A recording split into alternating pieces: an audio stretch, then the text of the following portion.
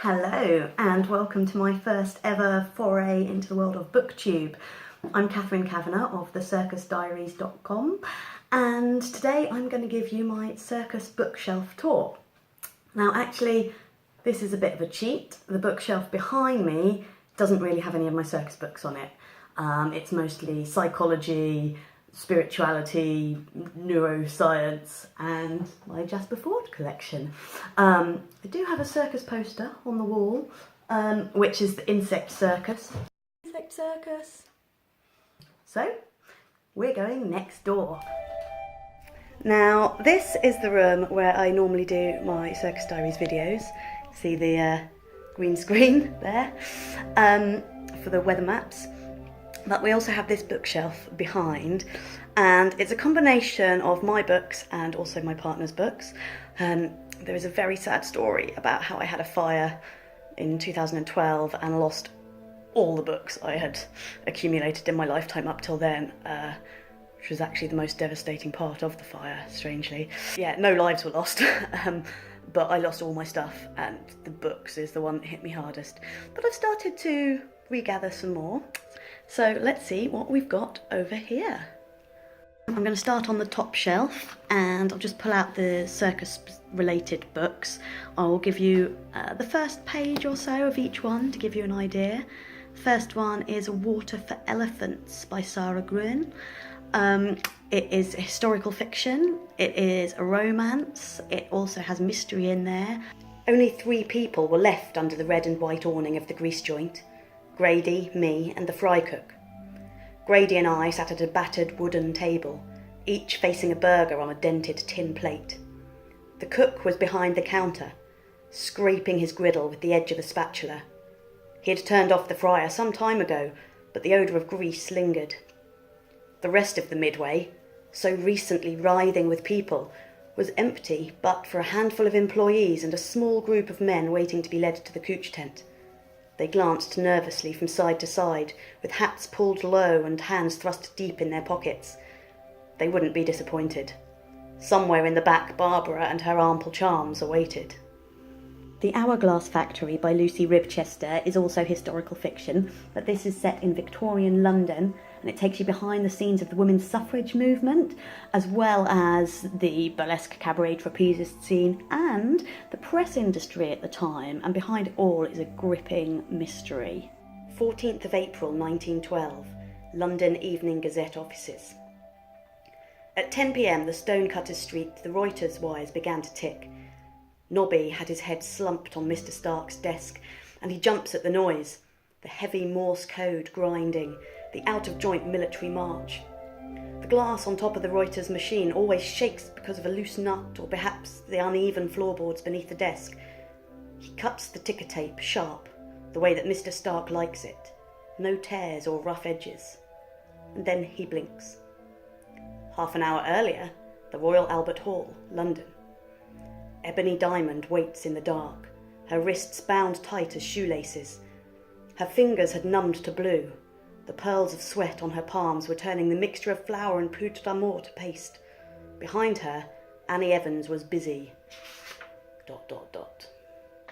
So there are a couple more books up on this shelf that aren't directly circus related, but they do kind of tie in. Banking on Burlesque is an autobiography by Victoria Sadler about her journey from working in an investment bank in the City of London to becoming a professional burlesque performer.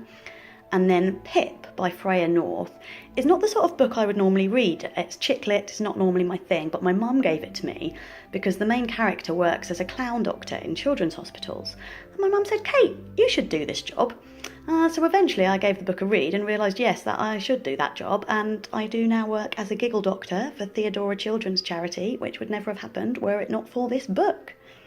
Down here on the next shelf, we do not have anything explicitly circus related again, but I do have a selection of my books to do with arts criticism, particularly theatre criticism, which often ties into my circus work, and also I often find that it's different because circus is not the same as theatre, even though there are crossover points.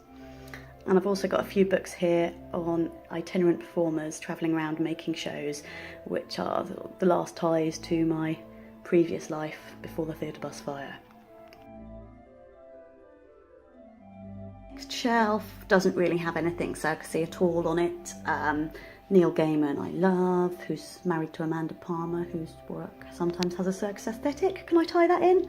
And also graphic novels. This shelf is mostly Andy's books actually, although there's a couple of mine in there, but you know you have met the right person when their book taste matches your book taste. This shelf has some large picture books, like some of them are children's illustrated stories, but they're sort of artist illustrator books as well. This picture I had drawn at a festival from a machine that makes images out of sound waves. And of course you have all spotted the classic Night Circus. And this, Max Jameson, is a novel about a theatre critic. It was recommended to me, didn't really enjoy it actually, it's a bit too dull literary. But the Night Circus has a massive fandom behind it, most of you probably know it, has one of the most famous first lines of 21st century literature, I imagine. The circus arrives without warning. No announcements precede it. No paper notices on downtown posts and billboards. No mentions or advertisements in local newspapers. It is simply there, when yesterday it was not. The towering tents are striped in white and black, no golds and crimsons to be seen. No colour at all, save for the neighbouring trees and the grass of the surrounding fields. Black and white stripes on grey sky, countless tents of varying shapes and sizes, with an elaborate wrought iron fence encasing them in a colourless world. Even what little ground is visible from outside is black and white, painted or powdered or treated with some other circus trick. But it is not open for business. Not yet. So now we're going into my office. Now I am not a very tidy person, so I'll try and avoid most of the mess and start you off on my beautiful picture of Alison Goldfrapp. This does have a story behind it, but I'm gonna probably do a art tour video one of these days. So if you think that's a good idea, I can show you other posters and art that I've collected. Let me know in the comments and I will come back to it. These are the books that I have already reviewed on the Circus Diaries. Some of my favourites, I've got the photography book that also has some really good essays about contemporary circus in there. This is A Seat at the Circus by Anthony Hipsley Cox. It's one of the first books I read when I was getting interested in circus. It's originally published in 1951, this version is 1980, and I love used books. I'm a big fan. I'd rather get an old book than a new book any day. He talks about his experiences as a circus fan and wants to share those with us. A Seat at the Circus, as near to the sawdust as we can get. A seat called in England a starback because of the design on its cover. At one time described by Americans as a red because of its colour, and occasionally referred to in France as a pullman.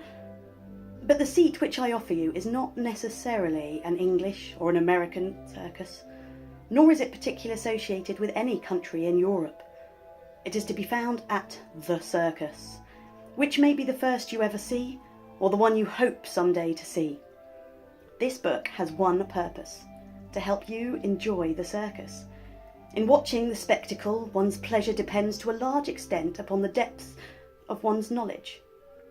To enjoy a cup final, one must know what the teams are trying to do and the rules which govern the play. In the Olympic Games, breaking the record for throwing the javelin or running a race is only fully appreciated by those who realise what it is entailed in javelin throwing. True appreciation, then, requires some knowledge of both history and technique. So another one of my favourites that I read very early on was A Trip to the Light Fantastic by Katie Hickman. Travels with the Mexican Circus. I think it has changed its name in later publications. But this is autobiography, and it's what it says on the tin. She went and stayed with a Mexican circus troupe and found out about life behind the scenes. Karina's first memory is of Nina. Nina was pink, not a dull, fleshy hue, as you might have expected, but a brilliant, quixotic pink, the colour of a fuchsia. Her underbelly was grass blue like the sea. I remember Karina telling me how she used to wake up at night to feel the solid weight of Nina pressing down on her shoulders, her neck coiled around Karina's neck, her little head tucked down where her hair was warmest. When she was hungry, she would hiss softly into Karina's ear to wake her up. Karina remembers the day her father brought Nina home. He had been given her as a present by a friend in another circus and brought her back wrapped in a paper bag. At first, Karina and her sister Vanessa thought it was a puppy and were surprised to find in its place a fuchsia pink boa constrictor curled up, small and snug at the bottom of the bag. Despite having a boa constrictor as a pet, by circus standards, Karina's childhood was a normal one. Her mother, the magician, a flame-haired illusionist from Ecuador, spent most of her daughter's childhood sawing her in half, cutting off her head, dematerializing her in and out of a crystal box. She was only 2 the first time she became part of the act. They made her a tiny bikini, no bigger than a pocket handkerchief, and in December a red hat like Father Christmas, trimmed with white fur. So down here are books that I have yet to review. What's that one doing? Oh, yes, I read most of the Circus and Victorian Society. It's very academic. I didn't get round to reviewing it, so that's why it's still in that pile and facing the other way. One I'm really looking forward to is Circus Press Agent. Again, this is non-fiction, and it's telling the life and times of Roland Butler. How the hell can you publicise the greatest show on earth? Roland Butler rasped in a moment of frustration, looking up from his drawing board where a new likeness of Gargantua the Great was taking shape. It's like trying to blow up a sunrise, by God. The crusty press agent for the Ringling Brothers and Barnum and Bailey Circus was putting final touches on pictures and text glorifying the latest star of the tented world. It was mid-March, and Butler obviously was irritated. Normally, he'd have checked into the Piccadilly Hotel in New York to trumpet the show's opening in Madison Square Gardens around the 1st of April. But administrative decisions had delayed his departure from winter quarters in Sarasota, Florida. You see a bit more of my messy self. There's a pile of clown books that I have been meaning to do a clown special review for too long. I just haven't got through all 4 yet. This is a great book about Edinburgh Fringe Festival and the role of critics and how writing criticism or creating criticism about popular art forms or populist art forms has different requirements and functions of criticism about high art. And this is a copy of The Stage, the Circus Special, which came out in the 27th of April. There's Vicky, there's Hannah, and there is the article that I wrote. I went out to Marseille to meet the Racehorse Company troupe. There's another article in there that I wrote about Blackpool Tower Circus. So, oh yeah, I'll plug those in the links as well, because I think you can get those stage articles online. And under my desk, I have got a huge pile of writing magazines, Writers and Artists Yearbook, my notebooks, lots of folders waiting to be filled. In my drawer, I have my King Pole collection. King Pole is the quarterly magazine produced by the Circus Friends Association of Great Britain and Ireland. That's worth subscribing to. I'll put a link to that. This drawer is my collection of programmes and tickets and other bits and bobs from my various trips to the circus around the world. And I think that's about it. Oh, I didn't tell you about this War Circus book on the top, which is by Helen Averley and the team at Let's Circus. It's a Heritage Lottery funded project which went back through archives to find out stories of circus workers and families in World War One. And it's been edited to look like a newspaper, but it is quite dense, so I'm only doing a few pages at a time. But that is pretty much all my circus material for now. So I hope you enjoyed my circus library tour. If there are any books that I scanned over that you would like to know more about or would like a more in-depth review, then yeah, comments, tell me. As people don't talk about circus enough in my mind. The channel's quite new, but I am going to keep uploading content, I promise. So do give it a subscribe if you like. Then there's the thumbs up as well, always makes me happy. And yeah, I hope to hear from you. And if you have any recommendations as well that you haven't seen on my shelves, that would be great. So thanks all for watching. Bye!